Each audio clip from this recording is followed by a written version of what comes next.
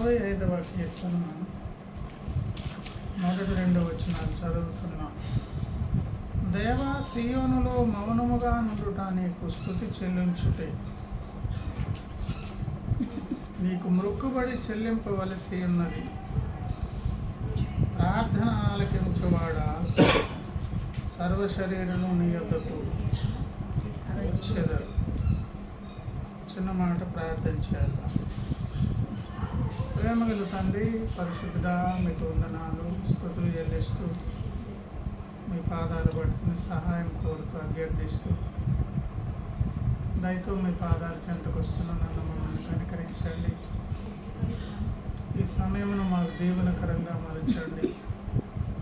చదువుకున్నటువంటి లేఖన భాగం ద్వారా కొద్ది మాటలు మాకు అనుగ్రహించి కుటుంబంతో పాటు చేరువచ్చిన మేము మీ మాటల చేత ఆదరింపబడేదాని కొరకు, మా క్షేమాభివృద్ధి కొరకు, ఆధ్యాత్మిక జీవిత యాత్రలో ప్రభువ మాకు ప్రయోజనం కలిగే విధంగా ఈ సమయాన్ని దీవెనకరంగా మలుచుమని, మా లోపముల దోషములు బట్టి కోపగించి త్రోసివేయక, మీ బిడ్డలమైనటువంటి బలహీనులమైన మేము మట్టివారమని అడుగడుగున తడబడుతున్న మీ పాదాలు శరణ వేడుతున్నటువంటి మా నిస్సహాయ స్థితిని బట్టి కనికరించున్నాను. యేసయ్య నామమున ప్రార్థించి వేడుకుంటున్నాను పరమ తండ్రి, ఆమేన్. దేవుని స్తోత్రం. హల్లెలూయా. ప్రియులారా, చదువుకున్న లేఖన భాగాన్ని గమనించినట్లయితే 65వ కీర్తన మొదటి 2 వచనాలు, ఇది గీతము అని పరిచయం చేశారు. ఈ కీర్తన ఒక ప్రత్యేకమైనటువంటి గీతం.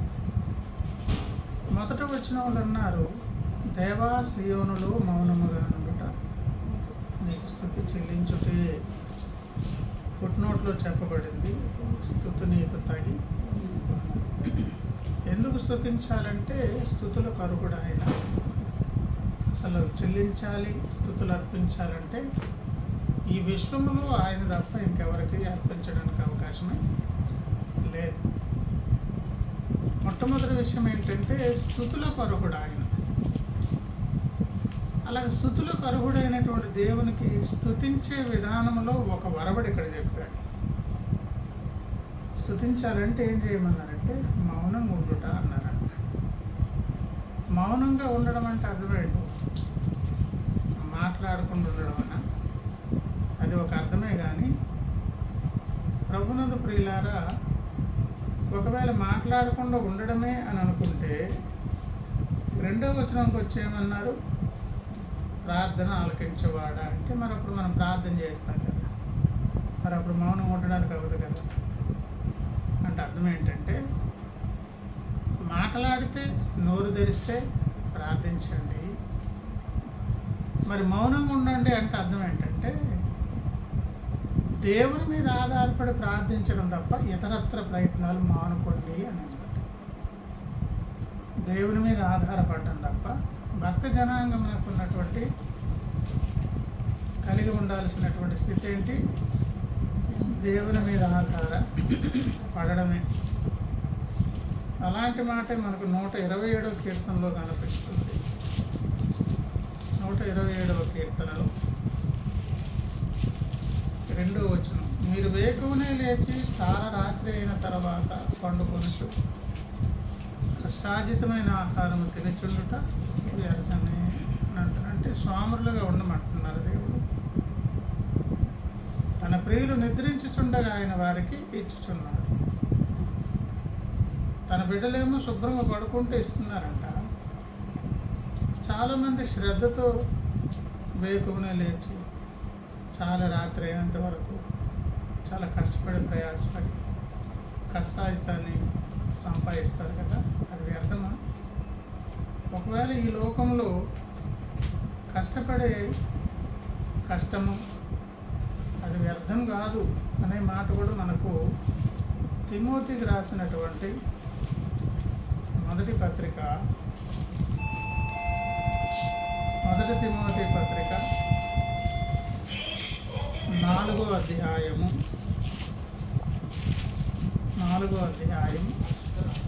8వ వచనం చూడండి. శరీర సంబంధమైన సాధకము కొంచెము మట్టుకే ప్రయోజనకరమవును అన్నారు. అంటే సాధకము ప్రయాసపడము వృధా కాదు, ప్రయోజనం. అది కష్టపడాలి. ఏమండి? సామెతల గ్రంథము 6వ అధ్యాయం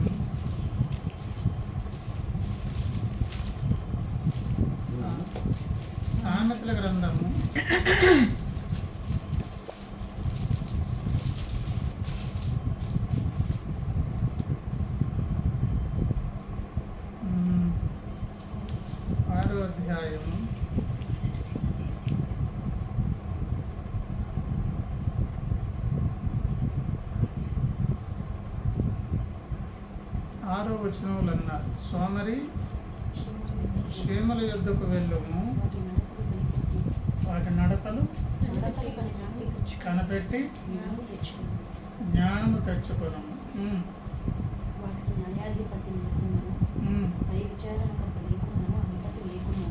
అన్నీ చెప్పి ఒక మాట అన్నారు. ఏమన్నారు?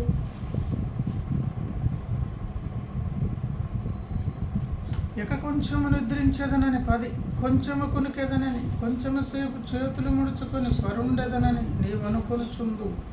అప్పుడు అందుచేత దోపుడుగాడు వచ్చినట్లు దారిద్ర్యం నీ యొద్దకు, ఆయుధదారుడు వచ్చినట్లు లేమి నీ యొద్దకు వచ్చు. సామెతల గ్రంథం 10వ అధ్యాయం 4వ వచనములు అంటారు, బద్ధకముగా పనిచేయవాడు దరిద్రుడగును. ఏమండి? శ్రద్ధ గలవారు ఐశ్వర్యవంతుడగును. శ్రద్ధ గలవాడు వేసవకాలమున కూర్చేవాడు బుద్ధిగల కుమారుడు. కోతకాలమందు నిద్రించేవాడు. ఇవన్నీ పని చేయమనే కదండి. సామెతల గ్రంథం 12వ అధ్యాయం 24, శ్రద్ధగా పనిచేయవారు ఏమి చేయదు? ఏలుబడి చేయుదు. తర్వాత మాట, స్వాములు ఏం చేస్తారు? వెట్టి పనులు చేస్తారు. అలా ఎన్నెన్నో మాటలు. చురుకుగా ఉండుట గొప్ప భాగ్యం.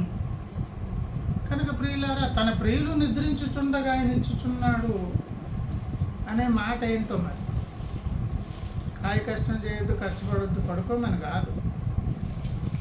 మన సొంత ప్రయత్నాలు ప్రక్కని పెట్టేసి మనకివ్వబడినటువంటి బాధ్యత మాత్రం ఎట్లా నిర్వర్తించాలి? ఇంకంతకంటే చక్కగా ఇంకెవరు నిర్వర్తించలేరన్నంత శ్రద్ధాశక్తులతో మనం పనిచేసేవారు కావాలి. ఒక ఉద్యోగమా, వ్యాపారమా, కుటుంబ పరిపాలన, ఒక మంచి భార్యవా, భర్తవా, ఏ పేరైతే, ఏ ఉద్యోగస్తురాలు, ఏ కంపెనీకి చెందినవాడు, దానిలో ఎలా ఉండాలంటే పాయింట్ అవుట్ చేయడానికి అవకాశం లేని విధంగా 100% మనం దానిలో నమ్మకస్తులుగా ఉండాలి. దానిని ప్రవక్త మాట్లాడుతూ దానికి చక్కని వివరణ ఇచ్చారు. మంచివాడు ఎవడండి అనంటే ఈ లోకంలో చాలా బాధ్యతాయుతంగా ఉండి తమ కుటుంబాన్ని, సమాజంలో జాగ్రత్తగా ఉద్యోగం, ధర్మాన్ని నిర్వర్తిస్తూ, అలా కొంతమందిని చాలా చాలా మంచి వాళ్ళండి, చాలా బుద్ధిమంతులు అని అంటారు కదా. అంతకంటే 100% ఎక్కువ క్రైస్తవుడు ఉండాలన్నారు. క్రైస్తవుడు అనేవాడు చాలా శ్రద్ధగా ఉండాలి. అసలు తప్పనిసరిగా ఈ వేకువ లేవడం అనేది కూడా చాలా అవసరం కూడా. గతకాల భక్తులందరూ సార్వత్రిక క్రీస్తు సంఘంలో ఒక ప్రత్యేక వరవడి అనేది ఒకటి నడుస్తుంటుంది అన్నమాట. 40 అనే ఒక వరవడి ఒకటి ఉంది ఆధ్యాత్మిక ప్రపంచం. 40 సంవత్సరాలకి ఒకసారి, 40 సంవత్సరాలకు ఒక్కొక్క రకమైనటువంటి వేవ్ ఉంటుంది. మా నాన్నలు ఆ టైంలో మామూలు వేవ్ కాదు. భక్తులు మరి కరడగట్టినటువంటి భక్తుల్లాగా దేవుని సేవలు పనికొచ్చారు. ఆ తర్వాత చల్లారిపోయే దినాల్లో మనం బ్రతుకుతున్నాం. ఆ దినాల్లో వారు ఎట్లుండేవారంటే వేకువనే లేచి దేవుని పాదాలు పట్టుకొని స్నానాలు చేసి ఫ్రెష్గా చక్కగా మంచిగా వస్త్రాలు ధరించి, తెల్లని వస్త్రాలు ధరించి బయటకు వచ్చేసి వాళ్ళు చూస్తే దేవదూతల్లో కనిపించుకోవాలి. ఒక వేవు నడిచేటప్పటికి కనుక సోమరతనంగా ఉండండి, పనిపాడు చేయొద్దని కాదు. చురుకుగా ఉండటం గొప్ప భాగ్యం. అసలు ఏమీ చేయకపోతే వాళ్ళు సోమరులు, దారిద్ర్యం వస్తుంది, దోపిడి గడుస్తాడు. ఏమండి, ఆధ్యాత్మిక ప్రపంచంలోనైనా అదే నష్టం, భౌతిక ప్రపంచంలోనైనా సోమరతనం అనేది ప్రమాదం. మరి ఇక్కడ ఎందుకు అలాగన్నారు? సియోనులో మౌనంగా ఉండడమే స్తుతి అంటే అర్థం ఏంటంటే, ఆ పెదవులు తెరిస్తే ప్రార్థించు, అప్పగించిన పనికి కంటే ఉండు, ఇతరత్ర మానవ ప్రయత్నాలు, మానవ శక్తి బలం మీద ఆధారపడద్దు. భక్తి జీవితంలో భక్తులమైన మనకు అన్ని విషయాలలో ఎవరి మీద ఆధారపడాలి? అలాగే ఆధారపడడం కొరకు దేవుడు ఇచ్చినటువంటి ప్రధాన సాధనం పేరు ప్రార్థన. అలాగే ఆధారపడడమే ఒక అధికారికి అప్లికేషన్ పెట్టినట్లు.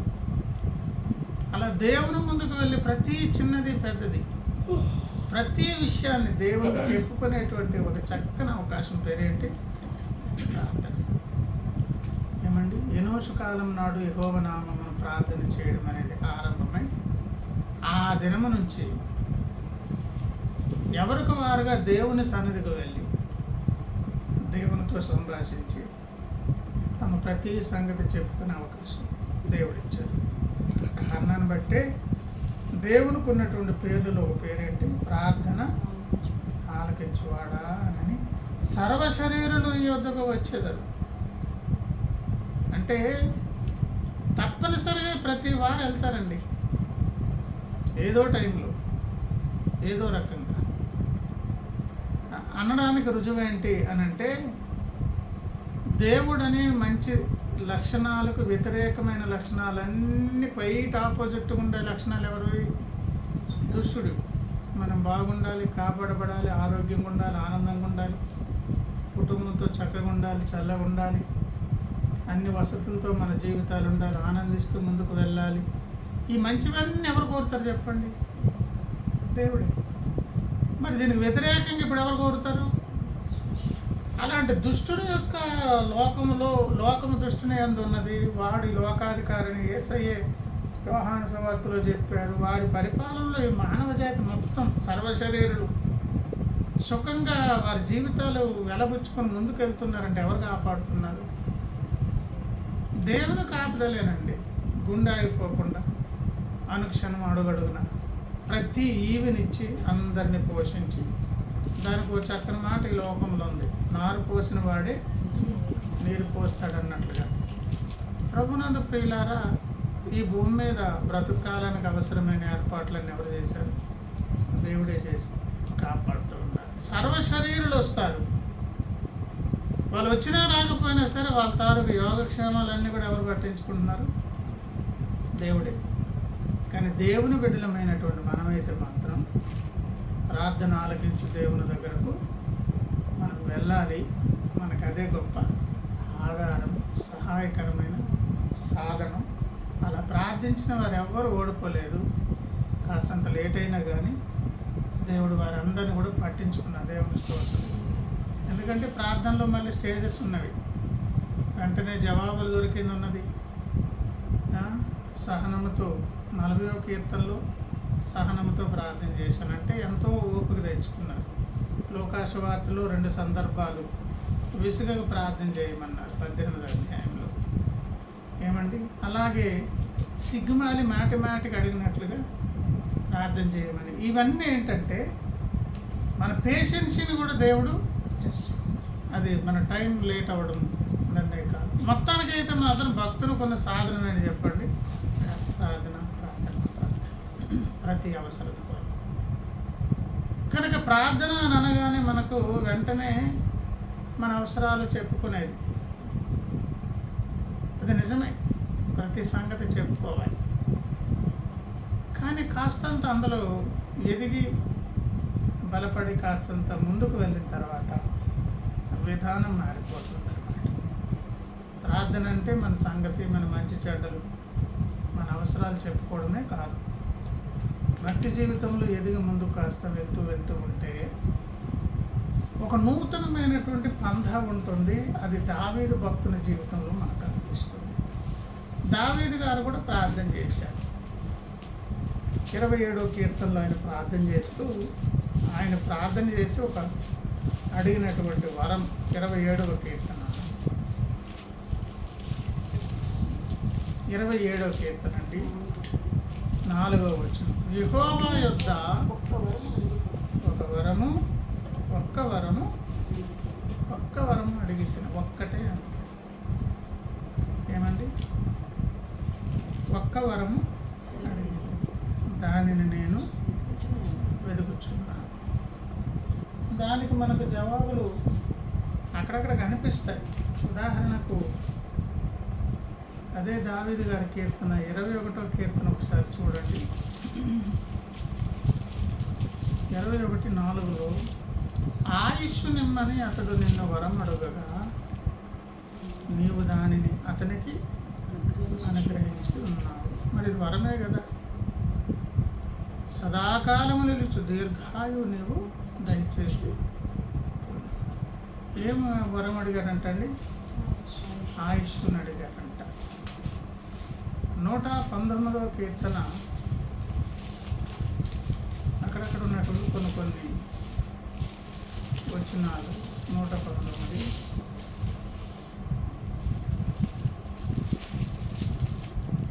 56 కూడా చూడండి. 56, 119:50. నీ ఉపదేశమును అనుసరించి నడుచుకొనుచున్నాను, ఇదే నాకు వరముగా దయచేయబడి ఉన్నది. ఇంతగా ఒక్క వరము దేవుని ఉపదేశానుసారంగా నడిచే ఒక భాగ్యవంతమైన ఆధ్యాత్మిక జీవితమా, లేకపోతే దీర్ఘాయుష్తో కూడినటువంటి వరమా? ఇలాగ ఎన్నెన్నో బైబిల్ గ్రంథంలో దావీదుకు వరాలు ఇచ్చినటువంటి సందర్భాలు కనిపిస్తాయి. యెషయా ప్రవచన గ్రంథంలోనైతే ఏకంగా యెషయా ప్రవచన గ్రంథము 55వ అధ్యాయం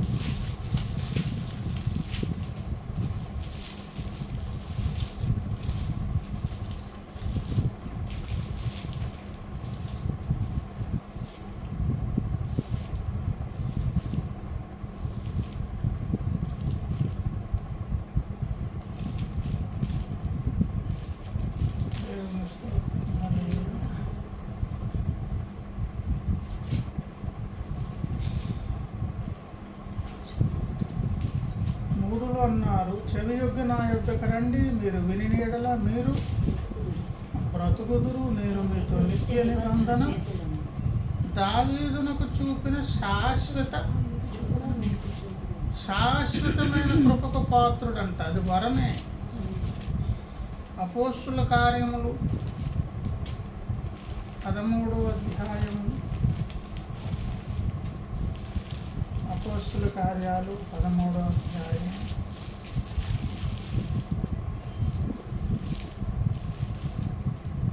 34 అంటారు, మరియు ఇక కుళ్ళు పట్టకుండా ఆయనను మృతులలో నుండి లేపుటను బట్టి దావీదుకు అనుగ్రహించిన పవిత్ర వరములను మీకు అనుగ్రహించు. దావీదుకు అనుగ్రహించిన ఎన్నెన్నో వరాలండి. దీర్ఘాయుష్ అన్నారు, ఆయన శాసనములు అనుసరించి నడిచేదన్నారు, శాశ్వతము ఉండేటటువంటి కృప, నిత్యము కృప దావీదు గారు వెంట పరిగెత్తేదంట. అది మనకి 23వ కీర్తనలో కనిపిస్తుంది. పవిత్రమైన వరములు అన్నారు. అన్ని కాదు కానీ మరి 27వ కీర్తనలు ఏమన్నారు? ఒక్క వరమును అడిగి తిని. అంటే ఆ ఒక్క వరము లోపల ఈ మేలులన్నీ దాగి ఉన్నవన్నమాట. అడిగింది ఒకే వరము, అందులోని దీర్ఘాయువు, ఆయన ఆజ్ఞాపించిన ఆజ్ఞల గుండా నమ్మకంగా నడవడం. మరి 13వ అధ్యాయం అపోస్తల కార్యాలు దేవుని సంకల్ప ప్రకార సేవను చూసే కనులు, ఆ పవిత్రత అనే కలిగించే వరాలు, కృప వెంట వచ్చే విధంగా నిత్య కృప భక్తుని వెంబడించడం, దీవెనల మూటంతా కలిపి ఒక్క వరములో ఇమిడి ఉన్న ఆ వరం పేరు ఏంటంటే 27వ కీర్తన మరల 4 నుంచి చదివితే, యెహోవా యొద్ద ఒక్క వరం అడిగి తిని దానిని వెతుకుచున్నాను, యెహోవా ప్రసన్నతను చూచుటకును ఆయన ఆలయములో ధ్యానించుటకును నా జీవిత కాలమంతయు నేను యెహోవా మందిరములో నివసింప. ఆయన అడిగింది ఏంటంటే, జీవితకాలం అంతయు నేను మీ మందిరములో నేను నివసించాలి. అంటే ప్రార్థన ద్వారా దేవుని సన్నిధికి వెళ్ళి మొరపెట్టి ప్రార్థించి సాధించుకున్నటువంటి గొప్ప ధన్యకరమైన లక్షణం ఏంటి చెప్పండి? ముందు మనం నేరుగా ఎవరి సన్నిధికి వెళ్ళిపోవాలి అంటే, ఇక్కడ ఇంకొక రకంగా కూడా చెప్పుకోవచ్చు. నన్ను రక్షించుకొని నీ కొరకు నా కొరకు తన ప్రాణం పెట్టి అవసరమైన ఏర్పాట్లన్నీ చేసి నిత్య యుగాలు మనం ఆనందించే వేదికలన్నీ సిద్ధపరుస్తూ భూమి మీద ఉండగా ఈ లోకంలో ప్రతి వారు దేవునితో వ్యక్తిగత సహవాసము కలిగిన వారుగా ఉండాలనేది దేవుని కోరిక. ఆ సహవాసం దొరికేటటువంటి స్థలమే ప్రార్థనా గది. దేవుని స్తోత్రం. అది కూడా ఒక రెక్కే. అది కూడా ఏంటి? ఒక పక్షికుండే ఒక రెక్క. భక్తి జీవితంలో భూమి మీద నుంచి ఎగిరే పక్షుల వలె సాగిపోయే భక్తునికి ఉండేటటువంటి ఒక రెక్క ప్రార్థన, ఇంకొక రెక్క లేఖన వాక్య పఠన, అపోస్తుల కార్యములు,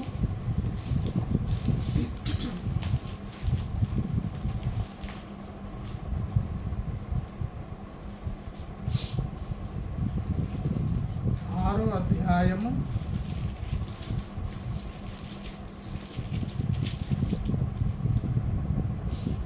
2 నుంచి చదువుతానంటే అర్థమవుతుంది కనుక. అప్పుడు 12 అపోస్తలులు తమ యొద్దకు శిష్యుల సమూహమును పిలిచి, మేము దేవుని వాక్యమును బోధించుట మాని ఆహారం పంచిపెట్టుట యుక్తము కాదు. కాబట్టి సహోదరులారా, ఆత్మతోనూ జ్ఞానముతోనూ నిండుకొని మంచి పేరు పొందిన 7 మనుషులను మీలో ఏర్పరచుకొనుడి.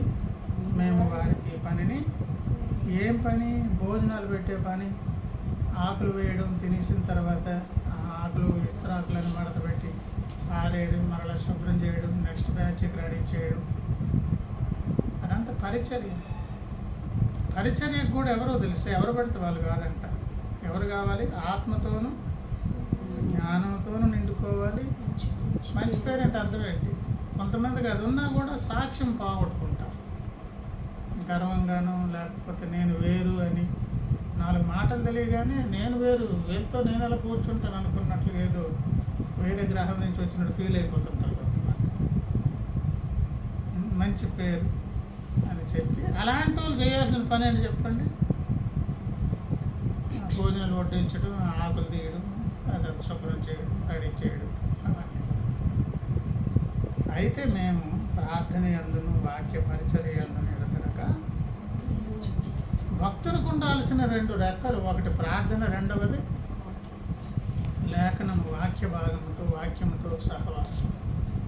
ఆ ధ్యానంలో మనము ఉండాలి. కనుక ప్రియులారా, దావీదు గారి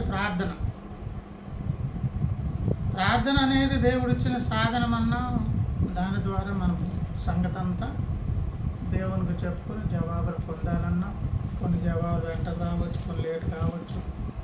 మెట్టుకైతే దేవుని బిడ్డలను కనుక తప్పకుండా జవాబిస్తారు.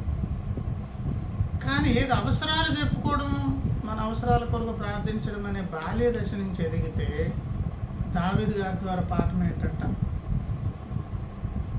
ముందు మీతో నేను సహవాసం, వ్యక్తిగతంగా నేను ఎక్కడున్నా, ఎటువంటి స్థితిలో ఉన్నా. ఎందుకంటే 20 7వ కీర్తన మనం గమనిస్తే ప్రియులారా,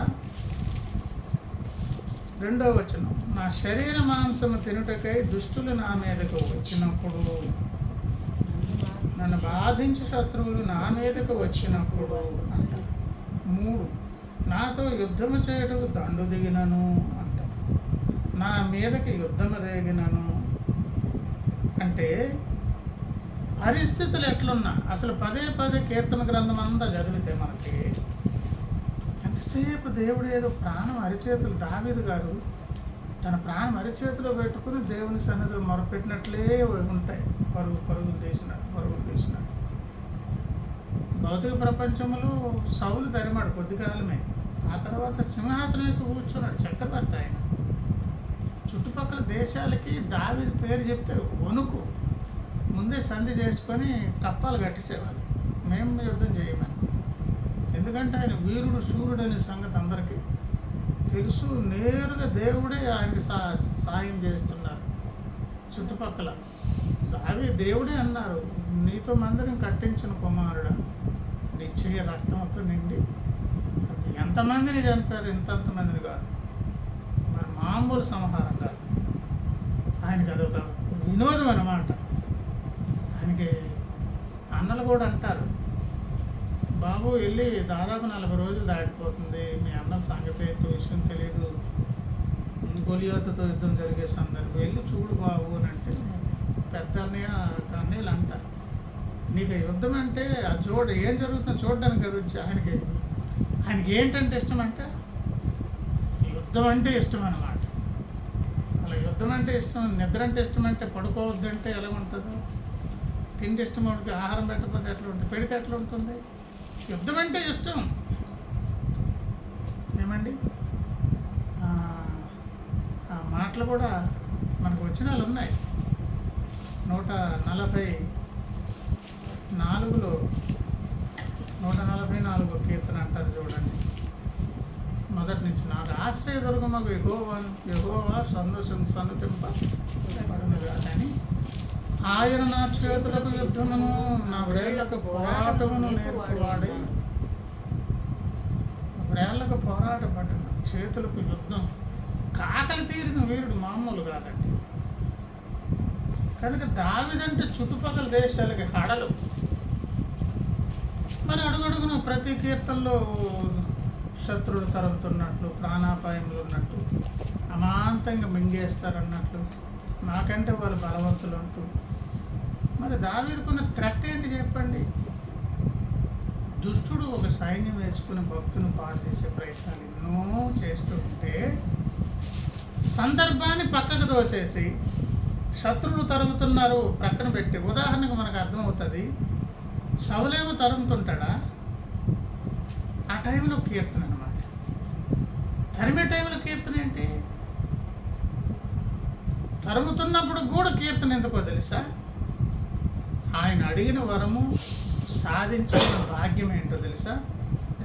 నేను ఇదిగో నా జీవితకాలం అంతే నేను యెహోవా మందిరంలో నివసింపగోరు, అసలు వరం అడిగేశాను కనుక ఆయన అక్కడ అంటారు చూడండి, 27వ కీర్తన 5లో, ఆపత్కాలముల ఆయన తన పర్ణశాలలో నన్ను దాచు, తన గుడారపు మాటున నన్ను, ఆశ్రయ దుర్గము మీద ఆయన నన్ను, ఆశ్రయ దుర్గం పైకెక్కించి, నేను తరిమే వాళ్ళు చూడదు, నీ మీద దాడి చేద్దాం అనుకున్న వాళ్ళు. మరి ఆశ్రయ దుర్గం ఎవరు? దేవుడు. దావీదును పట్టుకోవాలంటే ఎవరిని దాటి రావాలి? ఆశ్రయ దుర్గాన్ని దాటి రావాలి. మరి ఆశ్రయ దుర్గం పేరే దేవుడు కదా. దేవుని కాపుదలలో, పర్ణశాలలో ఆయన కాపాడబడుతున్నాడు. ఎవరు తరుముతూ ఉన్నా సరే, ఎవరు సంరక్షక వలయంలో ఉన్నారు? ప్రభునందు ప్రియులారా, ప్రార్థననే ఒక సాధనాన్ని దేవుడు మనకిచ్చి, దాని ద్వారా ప్రార్థించి సాధించుకోమని మనకు చెప్తున్న పాఠం దావీదు గారి ద్వారా. ఏంటది? నా జీవితకాలం అంతా యెహోవా మందిరంలో నేను నివసింప. మందిరంలో నివసిస్తున్నావంటే ఆయన దేవుడు, నీవు నేను భక్తులు, మన ద్వారా ఆయన స్తుతి నైవేద్యం. అందుకే మన 65వ కీర్తన, సియోనులో మౌనంగా ఉండుట, ఆయన స్తుతి చెల్లించుట. ఎందుకంటే మొత్తం మన తాలూకా పనుల భారము మనకున్నటువంటి చింత మొత్తం తీసుకెళ్ళి ఎవరి మీద పెట్టేయాలి? దేవునికి అప్పగించేసి దేవునితో ఉన్న సహవాసం అనే దాన్ని ముందు దృష్టిలో పెట్టుకోవాలంటే అదే మెయిన్. దావీదు గారికి అదే ఉంది. ఆ కారణాన్ని బట్టి ఆ వరాలు పవిత్రమైన వరాలు, భక్తుడిగా మారాడు, పవిత్రుడిగా పరిశుద్ధుడిగా ఉన్నారు. దేవుడు ఆజ్ఞాపించినటువంటి ఆజ్ఞలు మనం ఆ 119 ఆ 56 ఏం చదువుకున్నాం? 119, 56 ఏంటి? నీ ఉపదేశం అనుసరించి నడుచుకొనుచున్నాను, ఇదే నాకు వరముగా అని అన్నారు కదా. అసలు సంగతి ఏంటి? 119 మొదటి నుంచి నేను చదువుతాను చూడండి. యెహోవా ధర్మశాస్త్రమును అనుసరించి నిర్దోషంగా నడుచుకున్న వారు ధన్యులు. ధన్యుడెవరు అంటే సింహాసనం ఎక్కినందుకు, పరిపాలన చేసినందుకు, ఇతరత్ర ఏవేవో మనకున్నటువంటి ఐశ్వర్యం కలిగినందుకు కాదు. నిజమైన భక్తుడు ధన్యుడెవరు? యెహోవా ధర్మశాస్త్రం అనుసరించి నిర్దోషంగా నడుచుకుని వారు ధన్యులు. ఆయన శాసనములను గైకొనొచ్చు పూర్ణ హృదయముతో ఆయన వెదుకువారు ధన్యులు. వారు ఆయన మార్గంలో నడుచుకొనొచ్చు, ఏ పాపమును చేయరు. నీ ఆజ్ఞలు జాగ్రత్తగా గైకొనవలనని నీవు మాకు ఆజ్ఞాపించున్నావు. ధన్యుడు ఎవరంటే పైన చెప్పారు. 4 వచ్చేయమన్నారు, ఇవి మీరు పాటించండి అని మనకు వదిలేశారు. మరి పాటించమన్నప్పుడు దావీదు గారికి కూడా అది వర్తిస్తుంది కదా. అప్పుడు 5కి వచ్చి కథ మారిపోయింది. ఆహా, నీ కట్టడలను గైకొనున్నట్లు నా ప్రవర్తన స్థిరపడి ఉండిని అంత మేలు అంటే అర్థమేంటి? ఇప్పుడు నా ప్రవర్తనకి స్థిరంగా లేదు. ధన్యుడిగా ఉండాలంటే ఆజ్ఞలు పాటించాలి, నిజమే. ఇప్పుడు నేను అక్కడ ఉన్నానంటే లేదు కదా, ప్రవర్తన అలా లేదు. సందేశాలు తెలుసు, సంగతులు తెలుసు, లేఖనం తెలుసు, ధర్మశాస్త్రం తెలుసు.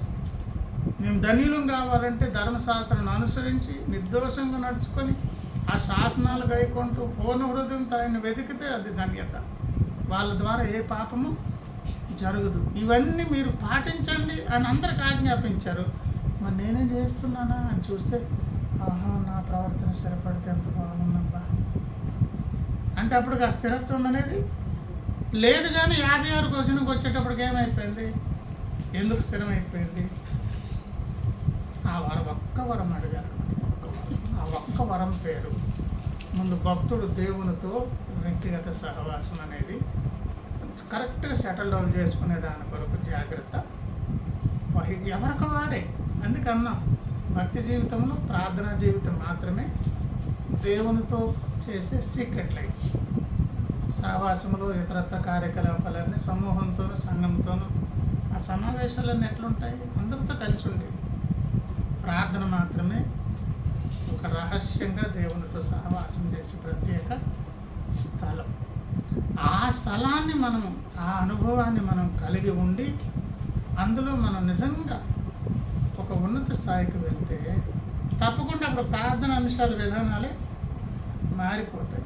ఉదాహరణకు సొలొమోను గురించి కూడా చెబుతూ దేవుడన్న మాటే ఒకసారి మనం జ్ఞాపకం చేసుకుందాం.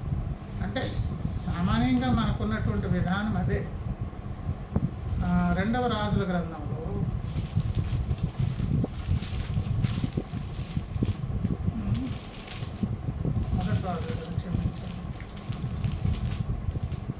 మొదటి రాజుల గ్రంథం 3వ అధ్యాయం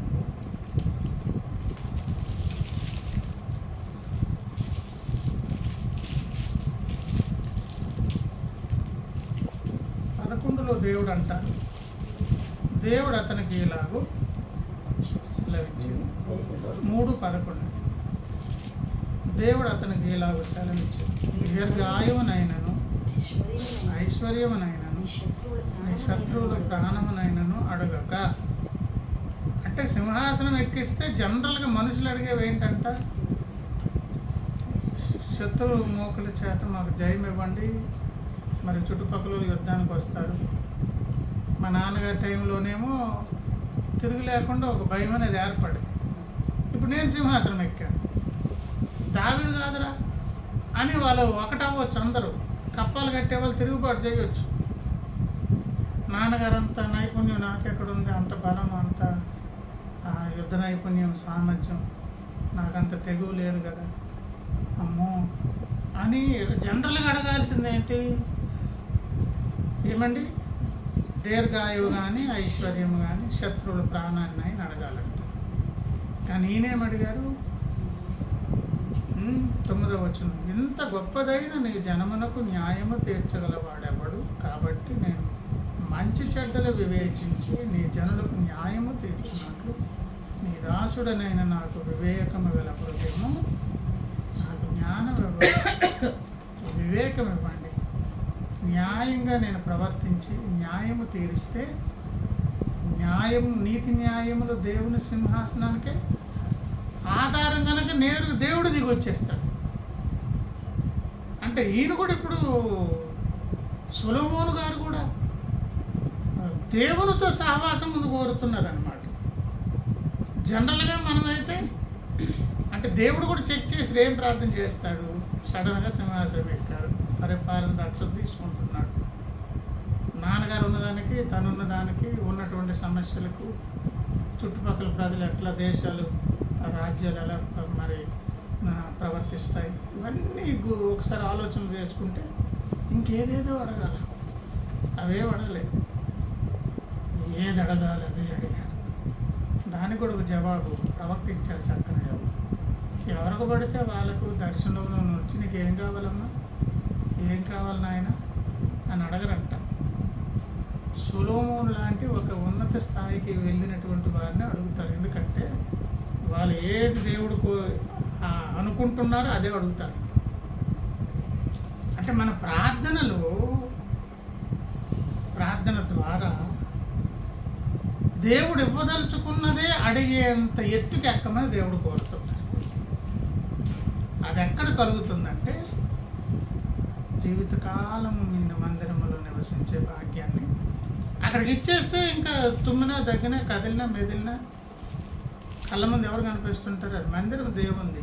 మందిరము కనుక ఆయన దేవుడు, మందిరంలో ఉన్నావు కనుక నువ్వు భక్తుడు, నీకు ఇంకో పని లేదు.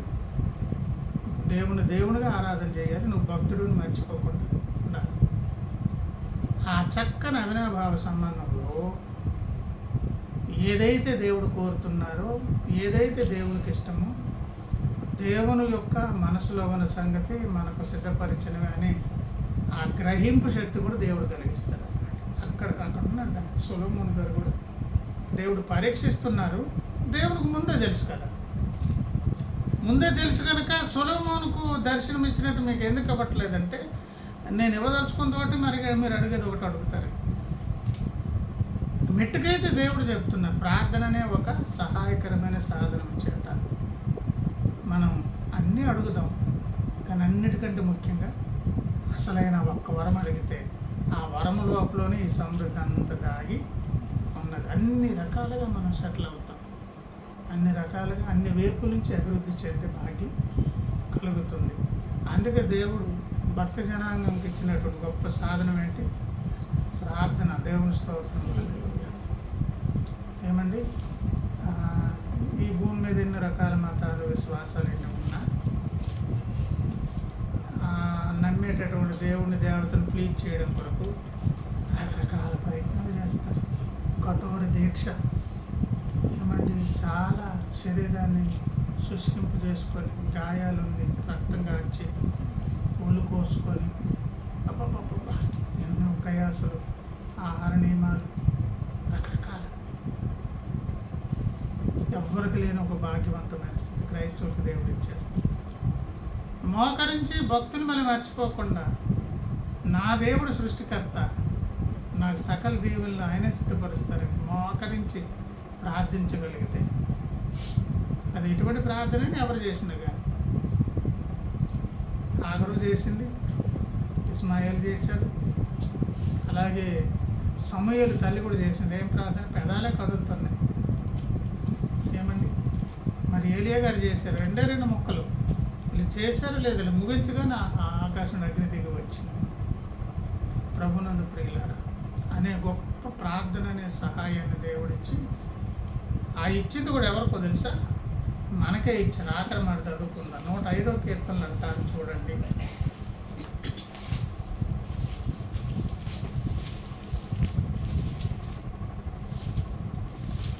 105వ కీర్తన 4. యెహోవాను వెదుకుడి, ఆయన బలమును వెదుకుడి, ఆయన సన్నిధిని నిత్యము వెతుకు. అంటే ఆ సన్నిధిలోనికి వెళ్తే ఏం దొరుకుతాయి?